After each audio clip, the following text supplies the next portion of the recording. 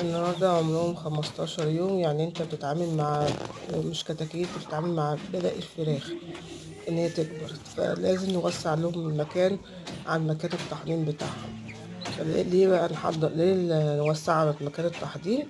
لان هتزود علافات طبعا، هتزود سقايات، فالمكان مش هيكفيهم. فنبدأ بقى ايه، درجة الحرارة طبعا عايزينها هتقل شوية طبعا عن مكان التحضير. في أول التحضير عايزين حرارة مثلا عالية، بعد كده بنبدأ الحرارة تنزل شوية.